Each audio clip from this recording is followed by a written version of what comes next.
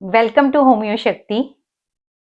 આજે આપણે એક એવી મેડિસિન ઉપર ડિસ્કશન કરીશું કે જે પોતાની આઈડેન્ટિટી માટે કન્ફ્યુઝ છે. હુ આઈ એમ. અને એ મેડિસિન છે એલ્યુમિના. તો ચાલો સમજીએ એલ્યુમિનાના કન્ફ્યુઝનને. તો એલ્યુમિનામાં ઘણા બધા એલિમેન્ટ્સ ફોર્મ છે, પણ એમાંનું એક એલિમેન્ટ ફોર્મ છે પેરેન્ટલ ડોમિનેશન. તમને ખબર છે કે કાર્સિનોસિસના વિડીયોમાં પણ મેં આ વસ્તુનું ડિટેલ ડિસ્ક્રિપ્શન આપ્યું છે. સો અહીંયા પણ પેરેન્ટલ ડોમિનેશન એનું એલિમેન્ટ ફોર્મ છે કે ચાઇલ્ડ જ્યારે નાનું હોય ને ત્યારે તમે એની કેર કરો, એને પ્રોટેક્ટ કરો તો બરાબર છે, પણ જેમ જેમ ચાઇલ્ડ મોટું થતું જાય છે એમ એની પણ ઈચ્છા હોય છે, એની પણ મરજી હોય છે, અને એને એની મરજી પ્રમાણે મોટું થવા દેવું પડે છે. ચાઇલ્ડ કેવું છે? ફૂલ જેવું, એને ખીલવા દેવું પડે છે. તો અહીંયા એલ્યુમિનાના ચાઇલ્ડમાં શું છે? પેરેન્ટલ ડોમિનેશન છે કે એના જે પેરેન્ટ્સ છે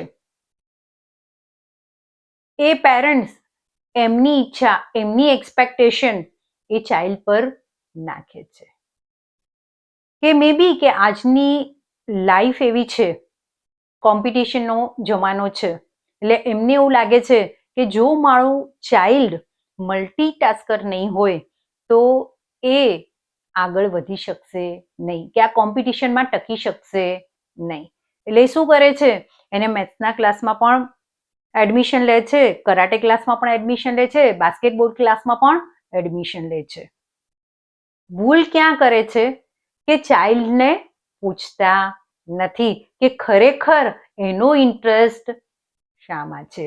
એ શું કરે છે? એમની ઈચ્છાઓ એના ઉપર થોપી દે છે. એટલે શું થાય છે કે ધીરે ધીરે પેરેન્ટ્સનું ડોમિનેશનના કારણે એ ચાઇલ્ડની પોતાની ઈચ્છા શું થાય છે? સપ્રેસ થઈ જાય છે. એ જ્યારે કોઈ પણ નાની વસ્તુ માટે એના પેરેન્ટ્સને પૂછવા જાય કે પપ્પા મને બાસ્કેટબોલમાં બહુ ઇન્ટરેસ્ટ પડતો નથી, પણ મને ડ્રોઈંગમાં વધારે ઇન્ટરેસ્ટ પડે છે, તો હું ડ્રોઈંગ ક્લાસ કરું? તો એના પેરેન્ટ્સ કહેશે કે ના, તને વધારે ખબર પડે કે અમને વધારે ખબર પડે, તારા કરતાં અમને લાઈફનો એક્સપિરિયન્સ વધારે છે, એટલે અમે જેમ કહીએ છીએ એમ તારે કરવાનું છે. આવું વારંવાર દરેક વસ્તુમાં એના પેરેન્ટ્સ એને ના પાડે છે, કે છે કે અમે જેમ કહીએ અને અમે જે રીતે કહીએ એ રીતે તારે કરવાનું છે. એટલે ધીરે ધીરે શું થાય છે કે બાળક પૂછવાનું છોડી દે છે અને એ પોતાની ઇમોશનને શું કરે છે? સપ્રેસ કરે છે. તો જ્યાં પોતાની ફિલિંગ છે, પોતાની ઇમોશનને સપ્રેસ કરે છે, તો એનું એક્સપ્રેશન જ્યારે ફિઝિકલ લેવલે તમે જોવા જાઓ તો એલ્યુમિનામાં શું છે? સપરેશન ઓફ સ્વેટ, મીન્સ કે એનું પર્સ્પિરેશન હશે, શું હશે? સ્કેન્ટી હશે. કોન્સ્ટિપેશન, સ્કેન્ટીમેન્સિસ, આ શું થયું? સપરેશનની એના ફિઝિકલ લેવલ પર ઇફેક્ટ થઈ. એના ઇમોશનલ લેવલે જોઈએ તો માની લો કે એ બાળક જે છે, ચાઇલ્ડ જે છે એ લેફ્ટ હેન્ડેડ છે અને એના પેરેન્ટ્સ એને રાઈટ હેન્ડથી લખવા માટે ફોર્સ કરે છે. એના પેરેન્ટ્સને એવું છે કે ભાઈ એ જો લેફ્ટ હેન્ડથી લખશે તો એના અક્ષર સારા નહીં આવે, એ સ્પીડમાં નહીં લખી શકે, અને એના કારણે શું થશે? એક્ઝામમાં એના માર્ક્સ ઓછા આવશે. એટલે એને કમ્પલ્ઝન કરે છે કે ભાઈ તારે લેફ્ટ હેન્ડ નહીં, તારે રાઈટ હેન્ડથી જ લખવાનું છે. ચાઇલ્ડ ખુલીને કહી શકતું નથી કે મને રાઈટ હેન્ડથી લખતા ફાવશે નહીં, મને લેફ્ટ હેન્ડથી જ લખતા ફાવશે. એટલે એ શું કરે છે? એના પેરેન્ટ્સના ઇન્સ્ટ્રક્શનને ફોલો કરવાની કોશિશ કરે છે, એને નથી ફાવતું છતાંય. એટલે શું ક્રિએટ થાય છે? એનામાં કન્ફ્યુઝન ક્રિએટ થાય છે. અને એ જ્યારે નથી ફાવતું છતાંય એ લખવાનો ટ્રાય કરે છે, એટલે વારંવાર શું થાય છે? મિસ્ટેક થાય છે. અને આ વારંવાર મિસ્ટેક થાય છે, એના કારણે એના પેરેન્ટ્સ એને શું કરે છે? ઠપકો આપે છે, ધમકાવે છે. એટલે એનો જે કોન્ફિડન્સ લેવલ છે એ શું થઈ જાય છે? લો થઈ જાય છે. એને એવું લાગે છે કે મારા કરતા મારા ડિસિઝન મારા પેરેન્ટ્સ બહુ સારી રીતે લઈ શકે છે, એમને મારી બાબતે બધી જ ખબર છે અને એ મારી માટે સારું જ વિચારવાના છે, એ મારા કરતા મારી માટે સારું વિચારશે. So depends upon another or depends on the parents. એ શું થઈ જશે? એના પેરેન્ટ્સ પર પછી નાની નાની બાબતો માટે શું થઈ જશે? ડિપેન્ડ્સ થઈ જશે. એટલે શું થશે? ઇરેઝોલ્યુટ યા ઇનડિસિસિવ, કે પોતાના ડિસિઝન પણ પોતાની જાતે લઈ શકશે નહીં. તો એના કારણે શું થશે કે even the little task writing thank you not creating anxiety, કે એને પોતા જાત પર કોન્ફિડન્સ નથી, એટલે એને કોઈને થેન્ક યુ નોટ ઇવન લખવાની હશે ને તો પણ એ શું થઈ જશે? એકદમ એન્ઝિયસ થઈ જશે. એને કોઈની હેલ્પની જરૂર પડશે, એને કોઈના સપોર્ટની જરૂર પડશે.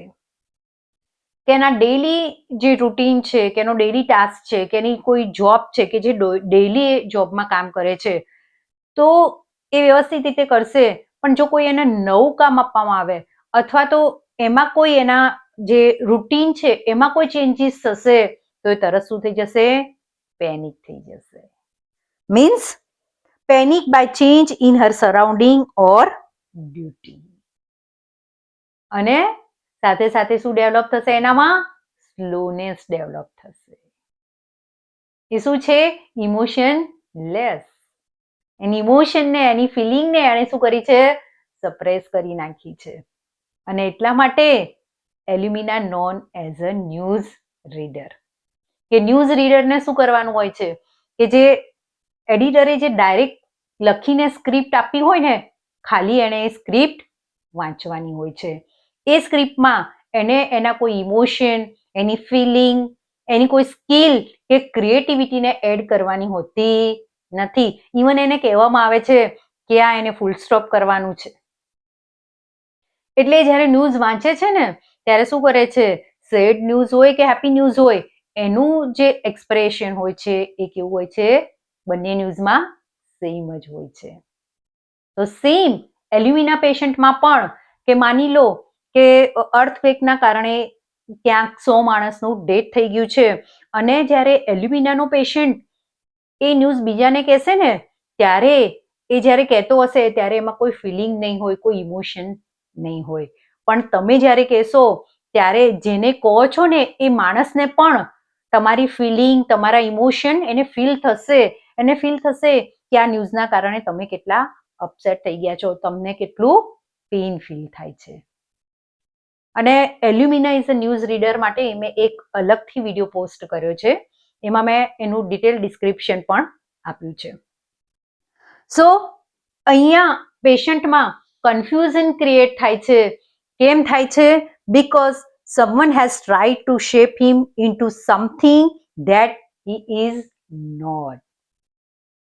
કે એના પેરેન્ટ્સ એની ઈચ્છાને જાણવા નથી માંગતા. એ ખાલી શું કરે છે? એમની ઈચ્છાઓ એના પર થોપે છે.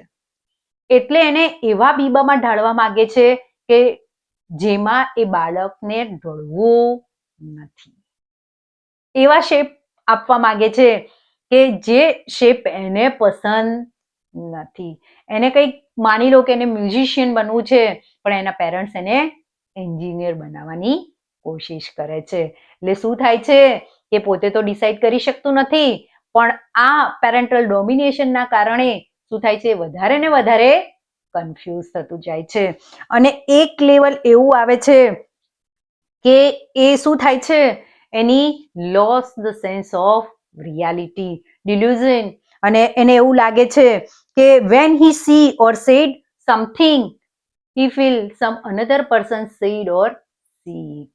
એને એવું લાગે છે એ જો કંઈક બોલી રહ્યો છે અથવા તો એ કંઈક જોઈ રહ્યો છે તો એને એવું લાગે છે કે કોઈ અલગ માણસ એ બોલી રહ્યો છે અથવા તો એને જોઈ રહ્યો છે. એને એવું લાગે છે કે જાણે પોતે રોબોટ છે. એને કોઈ સેન્સેશન ફીલ થતા નથી. So loss the identity, confused about the identity. So who I am, what to do, what I want. અને આ જે separation of emotion, separation of feeling, confusion ઘણી વખતે એટલા લેવલે પહોંચે છે કે પેશન્ટ કોઈક વખતે રેઝ અને વાયોલન્સ સ્ટેજમાં જતું રહે છે. ઇન્જુરી ટુ હિમસેલ્ફ, કે જ્યારે બ્લડ જોવે છે કે શાર્પ પોઇન્ટેડ ઇન્સ્ટ્રુમેન્ટ જોવે છે, નાઇફ જોવે છે, ત્યારે એને પોતાની જાતને હાર્મ કરવાની ઈચ્છા થાય છે અને ઘણી વખતે લેટર સ્ટેજમાં એ બીજા કોઈને પણ હાર્મ કરી શકે છે અને ઘણી વખતે કન્વર્ટેડ ઇન્ટુ ધ સુસાઇડ. તો આ છે એલ્યુમિનાનું સપરેશન ઓફ ઇમોશનથી લઈને એનું કન્ફ્યુઝન અને એનું રિએક્શન. સો એલ્યુમિના માટે એવું કહેવાય છે કે એલ્યુમિનામાં પેશન્ટમાં ડ્રાયનેસ જે છે એ mentally as well as physical બંને લેવલે જોવા મળે છે. હાઉ? સો જ્યારે ફિઝિકલ લેવલે ડ્રાયનેસ કે more probably lack of the mucus secretion, especially the intestine, then produce the constipation. સો એલ્યુમિનામાં એવું કહેવાય છે કે એલ્યુમિનાનું જે પેશન્ટ હોય છે એ મેન્ટલી અને ફિઝિકલી કોન્સ્ટિપેટેડ હોય છે. તો ફિઝિકલી તો આપણે સમજ્યા કે કેવી રીતે કોન્સ્ટિપેશન ડેવલપ થાય છે, પણ મેન્ટલી કેવી રીતે કોન્સ્ટિપેટેડ હોઈ શકે? So constipation means inability to pass the stool, કે તમે સ્ટૂલ પાસ કરવા માટે તમને ઈચ્છા થાય છે પણ તમે સ્ટૂલ પાસ કરી શકતા નથી. તો અહીંયા એલ્યુમિનાના પેશન્ટમાં મેન્ટલી શું જોવા મળે છે કે એની ઇમોશનને, એની ફિલિંગને શું કરે છે? સપ્રેસ કરે છે. એની ફિલિંગ, એની ઇમોશનને બહાર કાઢી શકતું નથી, મીન્સ કે એક્સપ્રેસ કરી શકતું નથી. તો અહીંયા ફિઝિકલ લેવલે સ્ટૂલ પાસ થતું નથી, એને કોન્સ્ટિપેશન કહેવાય છે. તો અહીંયા મેન્ટલ લેવલે એની ઇમોશન, એને ફિલિંગને એક્સપ્રેસ કરી શકતું નથી, એટલે કહેવાય છે મેન્ટલ લેવલે કોન્સ્ટિપેશન. અને એના કારણે તમે જુઓ કે પોતાની ફિલિંગ, પોતાના ઇમોશનને એક્સપ્રેસ કરી શકતું નથી. એ એના પેરેન્ટ્સને ખુલીને કહી શકતું નથી કે મારી ઈચ્છા મ્યુઝિશિયન બનવાની છે, મારી ઈચ્છા એન્જિનિયર બનવાની છે નહીં. તમે મને એન્જિનિયર બનવા માટે ફોર્સ નહીં કરો, મને મ્યુઝિશિયન બનવા દો. પણ એવું એ ખુલીને કહી શકતું નથી. એ વિચારે છે કે મારા પેરેન્ટ્સ જે ડિસિઝન મારી માટે લેતા હશે એ બરાબર હશે. એટલે શું થાય છે એનું reaction? Suppress the feeling and emotion, so expression less, emotional less in happiness and sadness both. એ હેપીનેસ હોય કે સેડનેસ હોય, એનું રિએક્શન કેવું રહે છે? સેમ રહે છે. એનું રિએક્શન કેવું હોય છે? ફ્લેટ હોય છે. કે જે તમને એની જે હેપીનેસ છે કે સેડનેસ જે તમને એના અવાજમાં લાગવી જોઈએ, જે એના એક્સપ્રેશનમાં તમને ફીલ થવી જોઈએ, એ તમને ફીલ થશે નહીં. So also patient have the vagueness of the ideas, કે બરાબર વિચારી નહીં શકે. એને પરસીવ કરતા તો ટાઈમ લાગશે, પણ સાથે સાથે રિસ્પોન્ડ કરતા પણ ટાઈમ લાગશે. તમે કોઈ એને ક્વેશ્ચન કરશો ને તો એને આન્સર આપતા બહુ ટાઈમ લાગશે. So can't find the right word during the writing and talking, કે જ્યારે બોલશે અથવા તો જ્યારે લખવાનું હશે ને ત્યારે પ્રોપર વર્ડ ફાઇન્ડ આઉટ કરવામાં પણ એને શું થશે? તકલીફ પડશે. અને એના કારણે એ બીજા સાથે વાત કરવામાં એને શું થશે? હેઝિટેશન થશે. So create the hesitation. Patient physically as well as mentally શું હોય છે? કોન્સ્ટિપેટેડ હોય છે. એલ્યુમિનામાં પેરેન્ટલ ડોમિનેશનના કારણે આપણે જોયું કે કન્ફ્યુઝન ક્રિએટ થાય છે. સાથે સાથે ઇમોશનલી પેશન્ટમાં કેવું હોય છે? ડ્રાયનેસ હોય છે. તો in memory, weakness or loss of memory means dementia or the Alzheimer. Forget things, lose the way. Inability to think, slowness in answering question, fear of loss of reason, cannot find out right word during writing and mistake in writing and speaking. તો આ છે એલ્યુમિનાની personality. તમને હજી પણ એલ્યુમિનાની personality માટે કોઈ પણ doubts હોય, કોઈ પણ ક્વેરી હોય તો તમે કોમેન્ટમાં લખીને જણાવી શકો છો.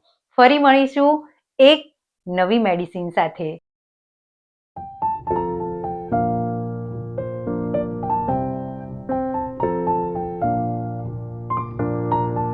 Thank you.